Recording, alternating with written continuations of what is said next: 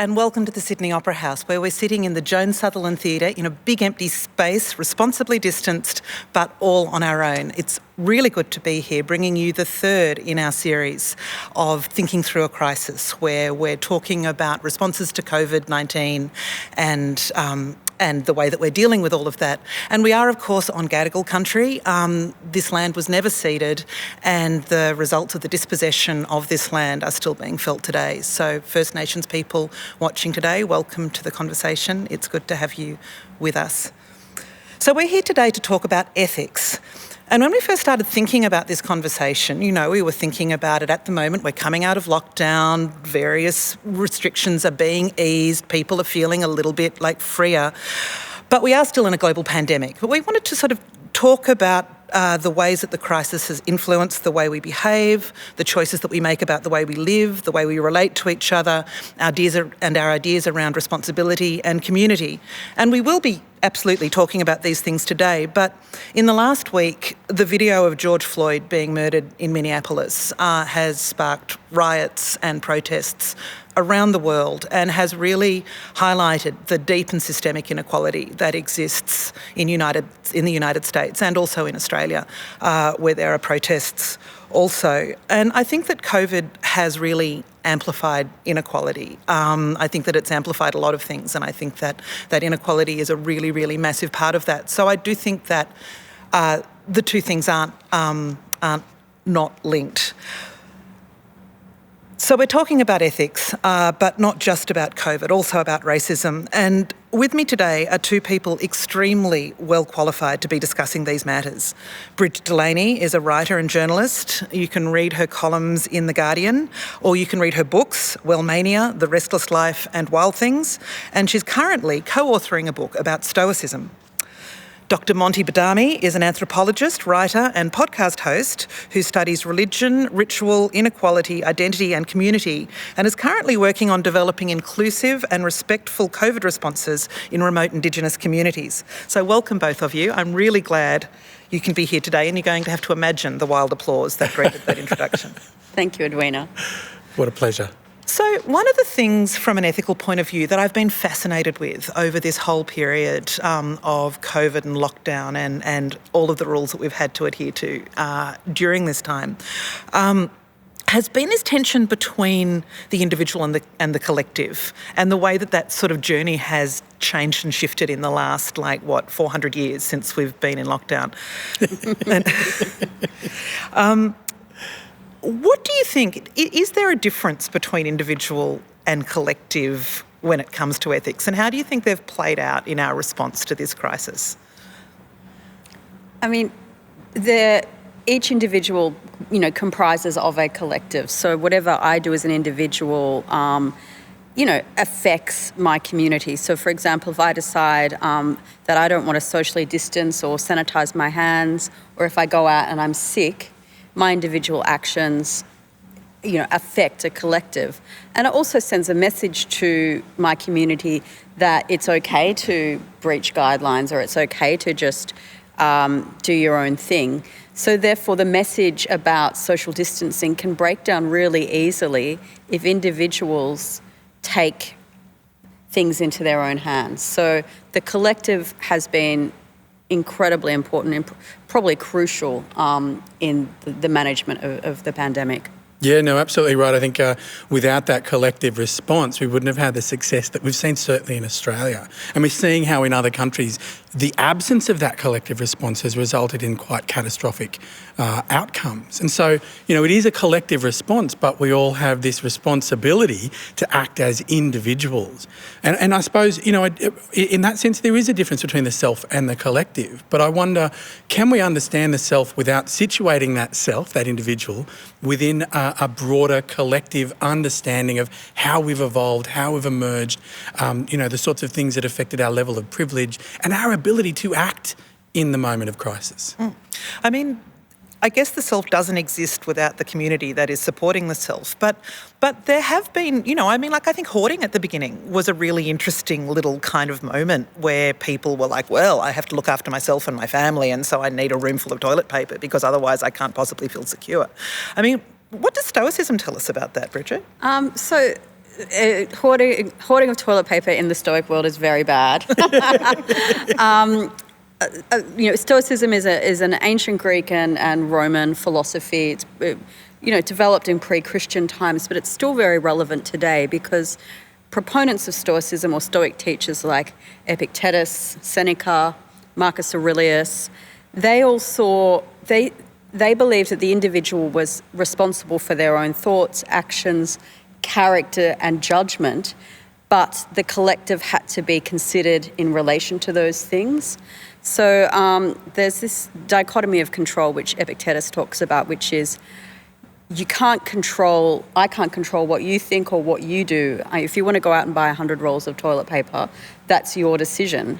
But I can control my fear response. And so a lot of the hoarding was a fear response. So if I control my own fear, I might then be a good role model for other people in the community to understand that they don't need to hoard, that there is enough to go around. Because if everyone acts from fear, then reason isn't used as the kind of primary motivator in judgment. Mm. Is that possible, though? When people are staring down the faces of a pandemic, panic does seem like not an irrational response. I think that's where the political leaders are really important. Like having, there was largely, like I'm from Victoria, a very good response to Daniel Andrews, leadership at the start because it was strong, it was clear. I think probably the same with Brigid Delaney. There was a sense of someone's in charge. This is what they've shut down this event. They've told us we can do this, this, and this. And there's no room for ambiguity. Whereas I think in America, when you had governors, doing things that in other states they weren't doing, and Trump didn't have a response, that lack of leadership created a lack of collective. Mm. Mm. So Monty, you were saying that in Australia we've had quite a good outcome as a result of all of this.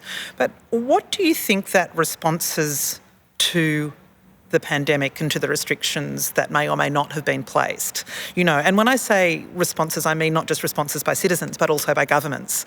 What do you think that says about cultures? Do you think there's something to be read into or learned about different cultures based on the way that they responded to this? Yeah, absolutely. And I think there's no better place to start than looking at our own culture. I think it's really important to recognise that, the responsibility of disease transmission was placed squarely on the shoulders of individuals. But individuals were not all equally affected by the transmission of the disease. We know that it affects communities and particular groups differently. Disproportionately, inequitably. And we see that in the statistics. We see that particular communities are going to be affected more than others. And so, whilst the responsibility of stemming the transmission has been placed on individuals, of course it needs to be shared with the government. Of course it needs to be shared with the collective and the community. I don't know that choice and agency is equally distributed within a cultural milieu. And so this is where something like the pandemic, something that has affected us all and that has placed us all in this kind of existential crisis, right? Where we're going to go, what the heck is going on? It forces us to take a look at ourselves and say, well, actually, is the way that we're doing things okay? What are the problems? What has been brought to the surface?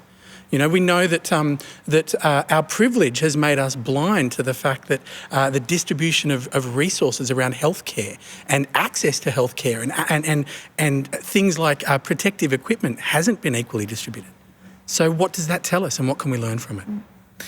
But even just our experiences of isolation has been really, really to do with, whether you've got a house to live in. Like my experience getting takeaway food delivered to my door is different from the person who's cycling that takeaway food to my door. Like there are all of these kind of things that are playing out.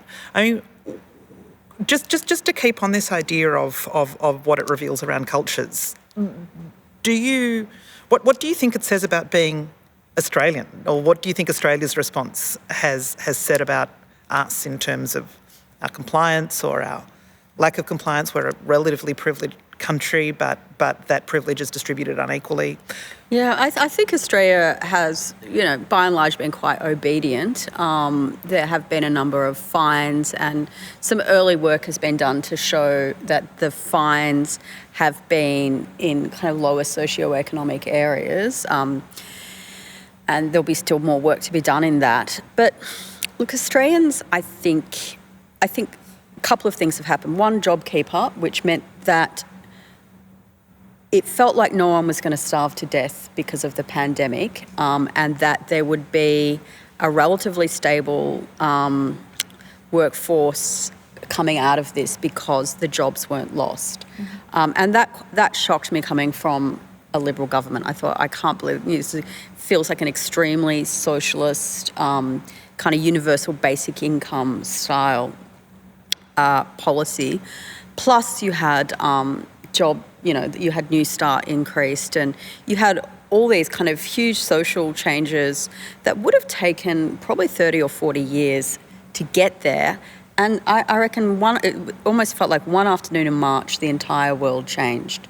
And it has shown us that we are capable of creating very massive and rapid social and equitable change from a conservative base, and have the population support it and go along with it and say we're okay to be in a deficit if it means that,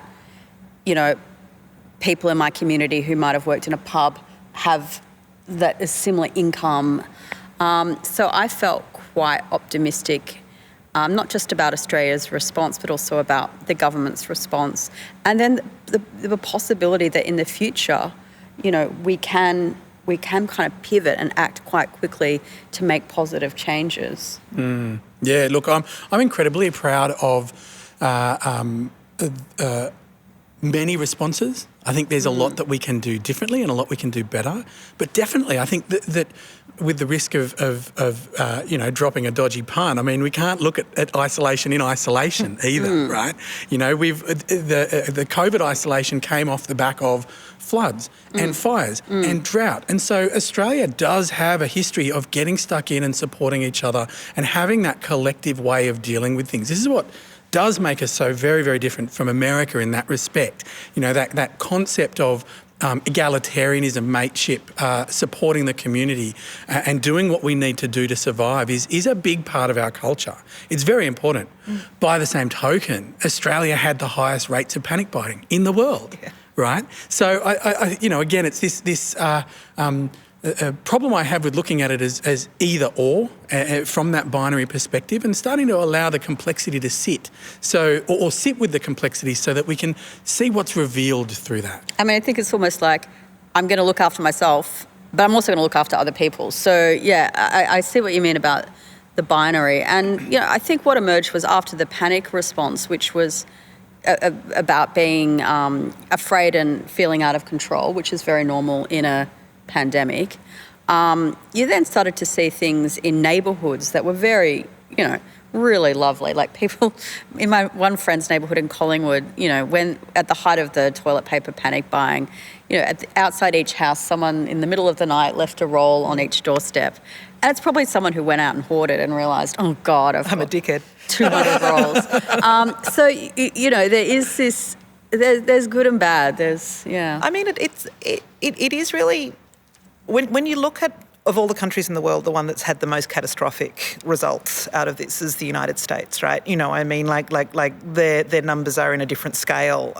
Even though they've got a big population, there is no cutting the fact that their response has failed, and that failure has led to, more than 100,000 deaths and counting.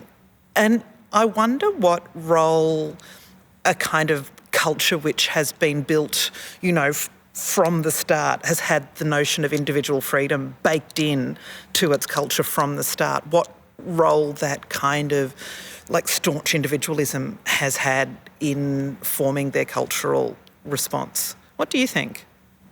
Yeah, look, I think you're right, but I also think that you can't ignore the fact that it is built on individualism, but also on stark inequality.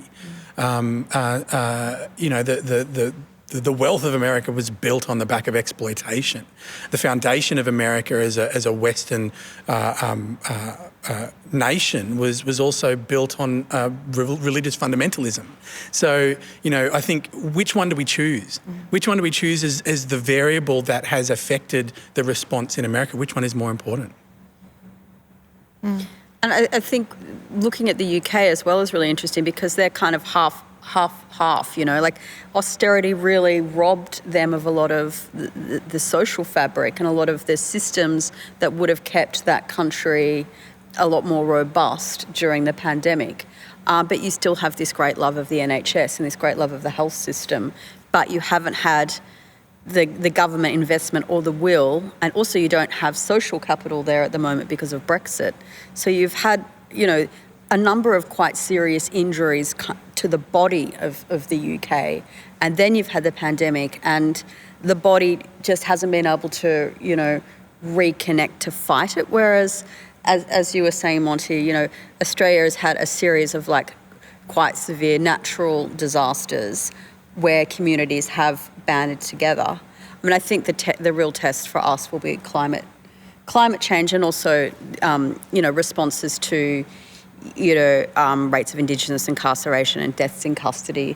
So obviously Australia is definitely not perfect, but we haven't had that 10 years of real fracturing that the US and UK have. I think, and while we're in the UK, I think it's been so interesting to see the response to Dominic Cummings and his jaunt up north, and that felt like such a moment in British politics, and such a uniting moment, because why do you think the response in the UK and around the world was so extreme? Just so cynical. It's just that here is a guy who, was the architect of some of the kind of most divisive messages in Brexit, and was also responsible for the government's messaging around COVID. And social responsibility. And social responsibility, but could not, couldn't play by his own rules. And also in that press conference in the Rose Garden, was very kind of unapologetic. And it's this sense of one rule for the commoners, and, he's an elite. And if he wants to go and see his parents in Durham and then weirdly go for a drive to test his eyesight, no one was buying it. And this is where we have to situate that, the statement of what is the cultural milieu that facilitates or enables such a, let's be honest, such an awful response to COVID. And I don't think that we can absolve or excuse the role of leadership in this. Would the response have been different if Obama was in office, for example? When you mean the response, do you mean, one can assume that the policy response would be different, but do you mean the citizen response as well? Absolutely. I think that the citizen response, we can definitely see how divisive language, how divisive policies, how divisive reactions have not helped.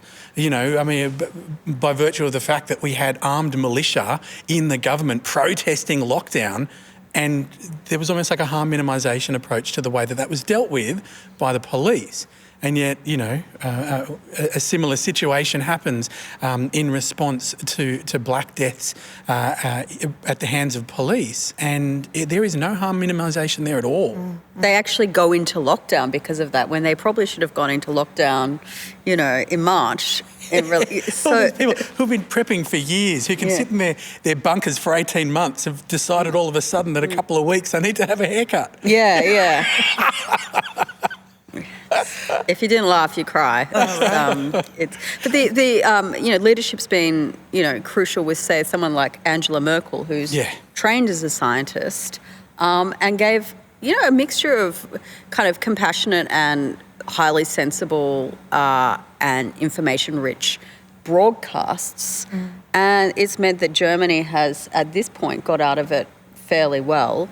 And the other kind of public messaging, which I thought was really effective, was the Queen, bizarrely. I'm no royalist, but she did something that Boris Johnson and even Scott Morrison didn't do, which was to acknowledge the emotional costs of isolation, and that we won't know when we see our friends again. And it's hard, but we have been there before, and she's been there before in World War II, and we will meet again. And that was that message came at a time where I think, there was a lot of loneliness in the collective. And that's something that maybe a lot of the male politicians didn't necessarily tap into, whereas Jacinda Ardern and Merkel and the Queen were able to connect with the emotional toll the pandemic was taking. I mean, there was this sort of real sense in isolation of being part of a collective as well, that kind of paradox that while you were sitting there, in your own little bubble, you were one of millions of little bubbles that were all around the world going through the same thing in kind of different ways. And I imagine that that's probably led to a lot of people thinking about, their lives and their kind of character perhaps. Or do you think that there is the possibility for us to have really become better people as a result of this? I think different people. I don't know if we'll become better people, because I think being better is a lifelong project. I live in a small town in country Victoria, and one of the taxi drivers there the other day was describing it as an enchantment. He said, our enchantment is almost over. And I asked him what he meant by that, and he talked about it as a pause, almost like a fairy tale thing where everything stopped. And there's so few times in life where there is that big pause, and people started sleeping more. Like, there's all this data that's come out of the US about electricity usage really not firing up until about 9 a.m, which is when people have been getting up and putting the kettle on, whereas it was 6 a.m. And so people are sleeping more, and they're reporting their dreams are being more vivid, and they're spending more time alone. And that's churning up, I think, in each person a kind of individual reckoning or mini revolution or existential crisis that I think is quite profound. Yeah, I think it is this idea of an existential crisis that always offers us that opportunity for growth and change. I mean, it has to give us an opportunity for change, right? And I love the point that not all change is better, but that difference is really, really important. And through embracing that change, we have an opportunity for transformation. The question is, how is that transformation going to be authored? I think one of the big things that I was struggling with was, was my privilege, acknowledging that I was in a very privileged position. I could really enjoy the isolation experience. And whilst we are experiencing this existential crisis on a global level, I don't think it's fair to say that everybody experienced it in the same way, or everybody experienced this sense that their freedoms had been taken away, that life was in disarray, that life was in turmoil. There are people that live like that all the time, and we don't have to go very far to see them. I think there was this wonderful article written by a friend of mine, Lisa Wynn. She's a medical anthropologist, and she played on that meme, the idea that this virus is Schrodinger's virus, that we have to exist as if we simultaneously have it and don't have it. We have to exist as if we have it so that we don't infect people. We have to exist as though we don't have it, because if we don't have it, then we're not immune, and if we're not immune, there's the potential that we'll get it. But also, if we don't have it, we can go out and do stuff. And so the invisibility of this disease has been what's made it so surreal. But it's even more surreal by the fact that certain sectors of the population have been rendered invisible in this narrative. We have all the celebrities talking about, their terrible isolation with their pools and their well, that didn't go down so well, let's be fair. Yeah, everyone hates those guys. We hate those guys. But that invisibility is so important because it's affected the kinds of the way that we visualise it. Like, we've got that picture of the disease, but because in general it is so invisible, we don't know how to act. It's affected the way that we hold our bodies, the way that we comport ourselves, the way that we interact with each other. But it's also created an opportunity for us to construct an enemy or construct a visible thing that we can focus on in order to direct our fears, our anxieties, our aggression. Yeah, the dirty people who are unwashed, who aren't sanitised, who aren't kind of, they're the danger now, aren't they? And when we think about this question of self and community, it comes back down to, well, what community are we talking about? Yeah. Is it an inclusive community, or is it just the ones that look and act and seem a bit like us? Well, I think a lot of those things will reveal themselves as we come out of isolation. Like I've just noticed in my own friendship groups, I go to hug an old friend, probably not meant to. Some people are comfortable with that. Some people really don't want that. And I'm having conversations where people have said, I've never liked hugging, and this has been a joy because I don't have to touch people in that way that was becoming like the new handshake was like this hug. And so people are kind of redefining their own boundaries? Their own boundaries. And also, it's been a great time. I'm not an introvert, sadly, so I didn't enjoy ISO. But it's been a great time for introverts because it's given them permission to just to nest with their families or by themselves, and they don't have to go out 5 times a week. Look, at the same time as this sort of these kind of personal or small group experiences of this, there's also been another big element in this whole period, which is the fact that we have been required to give up freedoms, and we have allowed ourselves to be surveilled in a way that we don't normally, or certainly, those of us, in privileged positions aren't normally asked to do. And I just wonder what you think, Monty, about the ethics surrounding that. How far is it reasonable to ask us to allow the state to look at our lives and encroach into our lives in this sort of way? And how far is it like, sorry, I don't like this app at all, and this is the first step of something quite dangerous? What do you think? I mean, the simple reality is that we are always embroiled in a relationship with the state. The question is that relationship healthy, or is that relationship, deeply problematic? And I am a scientist, right? And I looked at the science, and the science was pretty clear. There were some things we needed to do in order to stem the spread of this disease, right? And they were you could count them on a hand and a bit, right? So it was surveillance, it was contact tracing, it was isolation, it was distance, it was clear, consistent messaging, good leadership, cleanliness. Right? Simple things. And simple things that, from my position, were absolutely easy to enact. And I did enjoy a bit of isolation. I really enjoyed the rest. I got off the hustle for a bit. I had an opportunity to think about things. It was a lovely privilege to be able to do that. What I also know, though, is that those same words of isolation, of surveillance, of contact tracing, of mandatory and increased testing, that's the other thing that's really important. That those words themselves hold a symbolic value that isn't the same for me as it would be for an Indigenous community, for example.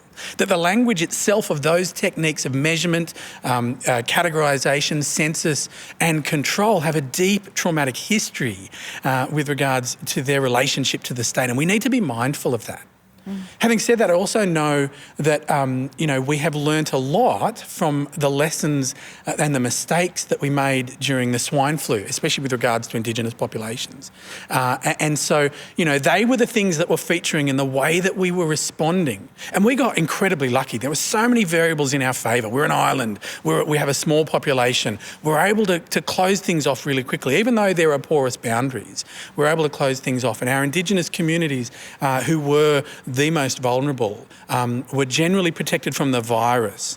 But in preparing for a potential outbreak, there were a number of things that we had to do. And the first thing we had to do was check our privilege, was to check the language that we were using, to explore collaborative, inclusive mechanisms through which self-determination was at the key. Right, and what was great is, and I was talking to Tess Lee, another wonderful medical anthropologist who has done a lot of work in the Northern Territory, So it's like, what do we do? What do we do? And her response was pretty simple. It was like, well, we know what the science is. We know what we're supposed to do. We're in a very fortunate position right now where we can actually do something incredibly proactive and productive. And her response was, well, let's have a public health response and a social justice response to set ourselves up to deal with a pandemic crisis. So build the infrastructure, increase the housing, increase the technical knowledge to say to remote communities, this is what we can offer you. What do you want? Where do you want it? And having that inclusive voice is, I think, so important. Brigid, the other thing that that surveillance and control lends itself to is sort of theories about what might be behind all of this. And you wrote an article very recently about conspiracy theories and the way that conspiracy theories have proliferated over this period. I mean, why do you think that this particular, virus and responses, what is it that's left such fertile ground for people to don their tinfoil hats and It's really blown up. I think pretty much everyone I know has come across on one of their social media feeds or a relative or a friend saying, the virus isn't all what it seems. There are dark forces at work. And I did a book on the wellness industry, so I'm still subscribing to a lot of podcasts, and my Instagram feed still has a lot of wellness influencers on it. And as of about probably April, I started seeing a real thread of conspiracy running through a lot of these people who previously had advised on, doing best yoga positions for bad backs and uses for turmeric. And they were starting to talk about Bill Gates, 5G, Obamagate. I mean, Pete Evans is someone who's been kind of most prominent in pushing out these messages that traditionally have been more kind of alt-right conspiracy theorists. So I wrote a piece for The Guardian on Friday about this weird collision between the wellness industry and the alt-right. And there's I guess several overlaps, including this notion of purity, if you have a pure body and if you look after yourself, then you shouldn't need to worry about the virus. And we're all being controlled by the government in order to save a couple of 195-year-olds. And so they see the response as being overblown and also a cover in order to have this kind of bring in totalitarian sort of social controls. So freedom of assembly, freedom of movement, freedom of association, a program of mass vaccinations. So there are all these measures that have happened very quickly that if you don't believe that they're for the collective good, if you believe that they're for insidious purposes, then you're going to try and organise around that. You're going to have a 5G protest. You're going to refuse to vaccinate. You're going to try and activate your community to believe that we're under attack. And 1 in 5 young Australians polled recently believed in the Bill Gates 5G conspiracy. So I don't know if it's a fringe thing anymore. I think it's becoming more mainstream. Well, I mean, what's his name? Peter Evans. Pete Evans has been given platforms on mainstream media all over the place. So, I've been using that emoji a lot where I slap my forehead. It's funny though, the strange bedfellows of the alt-right and the wellness and the new age ideology is quite interesting. Hans Bayer, who again is another medical anthropologist, talks about the diminutive medical system, says that medicine is unequally distributed, that you have biomedicine at the top, it's considered the best, you've got heterodox systems, and at the bottom you've got folk medical systems. Generally those folk medical systems are the ones that are used by generally Indigenous marginalised women, essentially. Herbalists. But they're using it because they don't have a choice. They generally don't have access to high-level biomedicine, and when they do, it's usually enacted as a form of governmentality, social control, and it tends to further marginalise those populations. The difference with the wellness new age thing is that they've often co-opted those marginalised Indigenous perspectives, and it's again a function of their access to pluralism within the medical marketplace. Again, an indication of the fact that they have agency and the people they're claiming to draw their philosophical perspectives from don't. that agency is inequitably distributed again. I mean, it also sort of speaks, and the wellness industry generally speaks to our kind of love of ritual as well, you know, I mean, which is something that you've done a lot of research about, Monty. I mean, how do you think that sort of impulse, which is human and perhaps being lost a little bit, how do you think that can be reconfigured in the light of everything that we're going through at the moment? Look, I don't think it has been lost. I think that one of the things that is a marker of a dominant society is that the aspects of our culture are rendered invisible because they are dominant. Yeah, we do have culture, we do have rituals, we do have practices. We just maybe aren't aware of them because they're so much part of our enculturated. I think when it comes to ritual, a big part of ritual, and we're seeing it in the play out of this disorienting dilemma, this kind of existential crisis that occurs. One of the things that happens in that moment where things are thrown into disarray, generally in rites of passage, it's where the status quo is disrupted. And in order to manage that disruption, we come together to find meaning or create meaning, potentially from an existentialist perspective. And so what happens is we get this moment where it's like, holy crap, something's happened. What's just happened? And we get this moment of alienation of like, oh my gosh, I feel so awful, right? I don't mean to be patronising. But then what happens is that we try to reconcile that cognitive dissonance that's created through a communal act of sense-making, which is precisely what's happening with us at the moment. And it's in the relating of that discontent with others, and it's about the asking and the inquiring about, you know, what does it mean for you? This is what it means for me, that we can start to put together or reconstitute a sense of who we are in this world and who we want to be as we move forward. And I think that the interesting thing with ritual is, I mean, just like sort of massive social policy was remade overnight, ritual had to remake itself. Like, I mean, the kind of central tenets of say a Catholic mass, communion, the sign of the peace, the collection plate, all banned under social distancing. So you couldn't take communion in the usual way. You couldn't shake hands with your fellow parishioner. So those rituals, had to fall away. Friday night football ritual, that's gone. But in its place, like my brother moved in with me during the isolation, and we had these Friday nights that almost felt like we were back in childhood. It would be takeaway, we'd get fish and chips or whatever, and then we'd play trivia with a group of friends on Zoom, or play cards, or play Uno. So that Friday night ritual happened all throughout the pandemic, and I think we need ritual in order to have rhythm.